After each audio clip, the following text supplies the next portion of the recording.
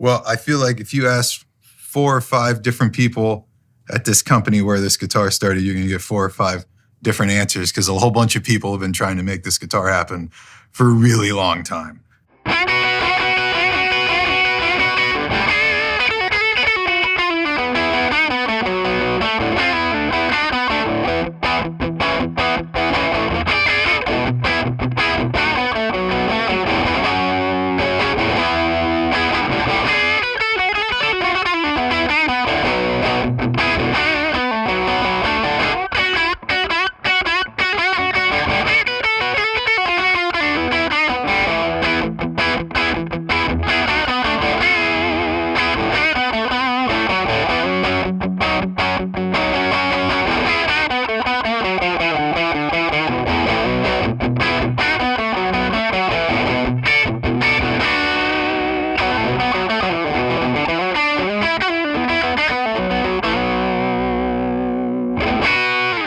This has been probably 15 years now since I took my job at Norman's Rare Guitars. I've been looking for the original guitar and been hoping that this would make it one day as a signature model. Matt Kaler, our vice president of product, has probably been trying to make this guitar happen for a long time too himself. Cesar has been wanting to make this guitar happen for a long time. We've all been dreaming about this guitar for a very long time. The 40th anniversary of the movie kind of felt like the right time to bring this one to life.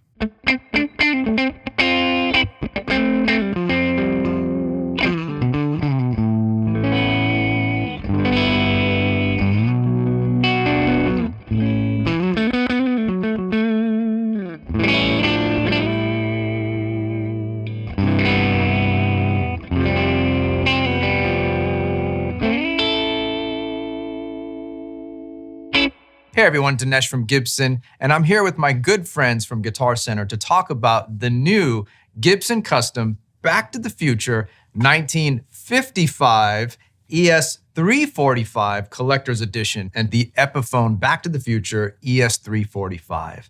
Just in time to celebrate the 40th anniversary of the legendary movie Back to the Future. And as you can tell, this is the exact guitar, or I should say a replica of that guitar, of the guitar that Marty played at his parents' high school dance, the Enchantment of the Sea dance. So what we have here is a custom shop 345 in a Murphy Lab light aging. So that applies to the body. You can see the wonderful checking there, as well as the aging on the hardware. We've got a set of custom Bucker pickups. Of course, you get the Bigsby here. And if you notice closely, you'll see the studs there from the stop bar tailpiece, where you can tell that this was added on after this guitar was made stock.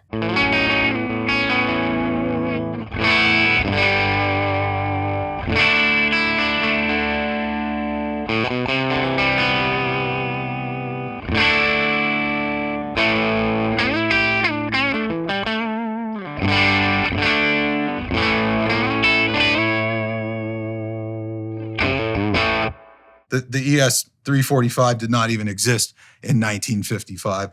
Originally, Norm Harris from Norman's Rare Guitars rented them an ES-5 Switchmaster, which he thought would have been kind of the most futuristic looking guitar at the time.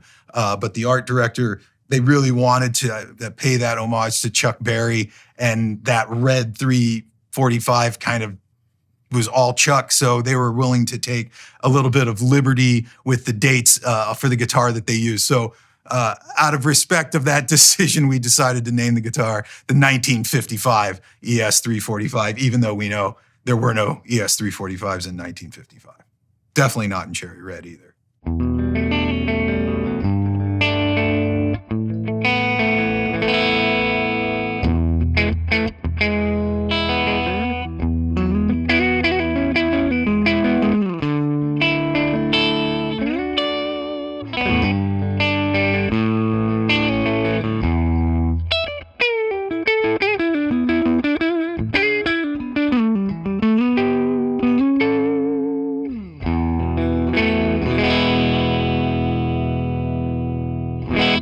We've got a 60s slim taper neck here. And you know, with the Murphy Lab stuff, it's nice to have that round and rounded in fingerboard roll. So the guitar feels a little bit more broken in when you're actually playing it on that fretboard. Really nice touch. Rosewood fingerboard.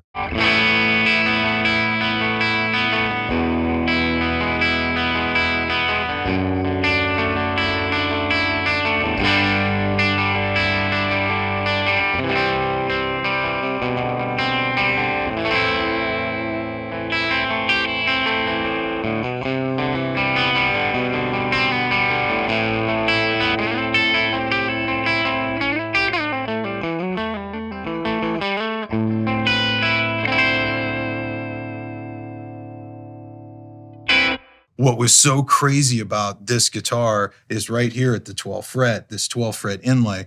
You know, ES-345s always have the split parallelogram inlays, but for whatever reason, the guitar that got rented to the film came with a solid parallelogram inlay. Now, we don't know if it was custom ordered like that, if it was a factory second and got shipped like that, if something happened down the line and a repair left it like that. We won't know until we find the original guitar exactly why that is. But it's so amazing, of all the guitars that could have been rented, that 40 years later that we're looking for it, it has this one super unique defining feature.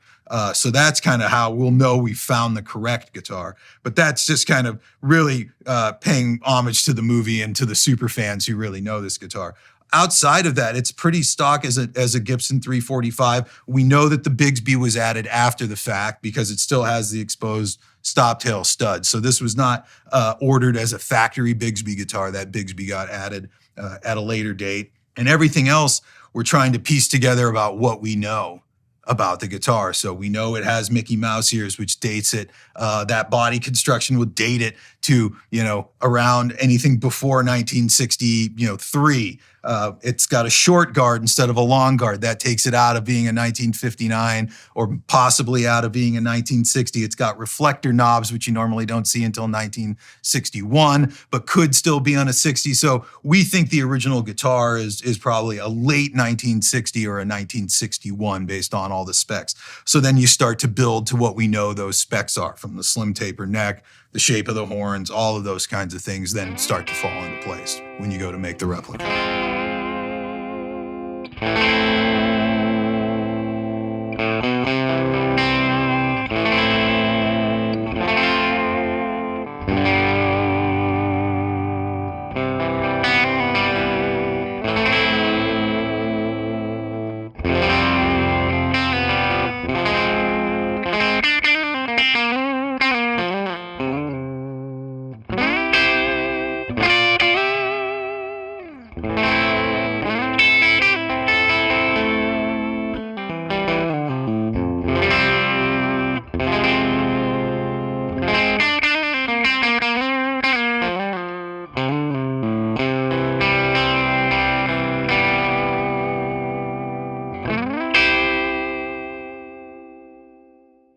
There's a lot of cool stuff in the case, Candy.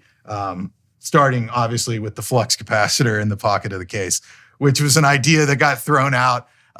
And thanks to some incredible people at Gibson, got completely seen through to the end. And there's a flux capacitor that fluxes inside of the case of each one of these, which is so incredibly cool. And then there's just all the other fun goodies, things from the movie, Mayor Goldie Wilson things, Marty McFly picks from his band, the Pinheads are in there. Some of the, Enchantment Under the Sea Dance poster and the Save the Clock Tower flyer, keys to the DeLorean are in there. Michael's Casio watch is in there. There's like all sorts of cool Back to the Future nerd stuff included in the case as well. It's just so much fun putting this whole thing together. It's long overdue, but we're happy that it's finally here for the 40th anniversary of the film. So this collector's edition run is going to be limited to 88 models. So it's not super limited, but definitely limited.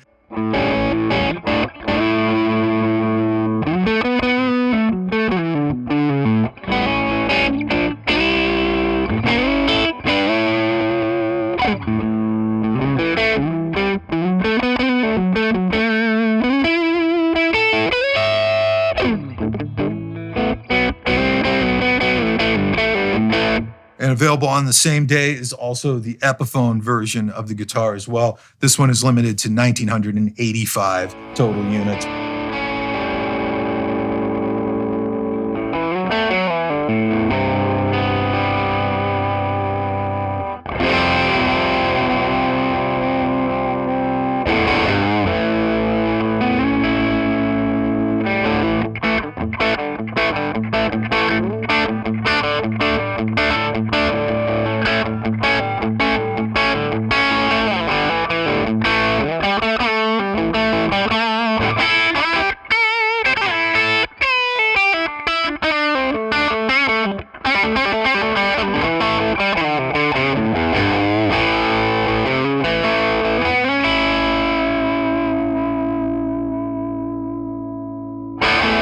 So starting up here, we have the Kalamazoo headstock. When Gibson originally purchased Epiphone in 1957, those earliest wave of the very first Gibson-built Epiphone guitars all had this headstock shape up until about 1963 when you start going to that long tapered. So that Kalamazoo headstock kind of goes back to the earliest days of Epiphone and Gibson together.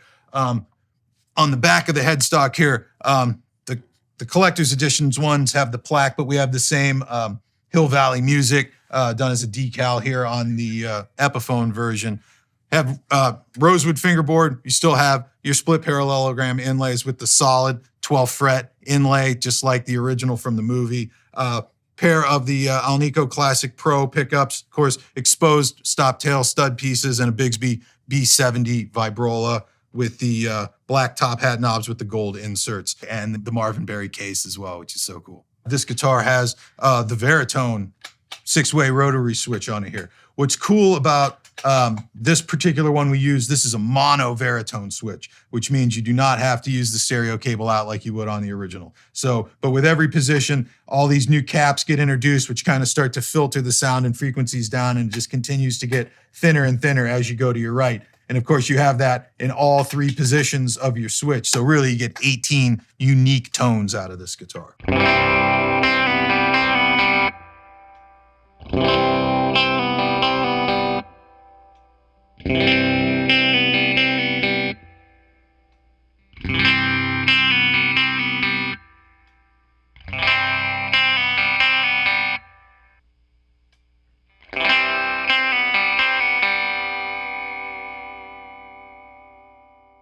Basically all the exact same specs as the collector's edition guitar, just from Epiphone.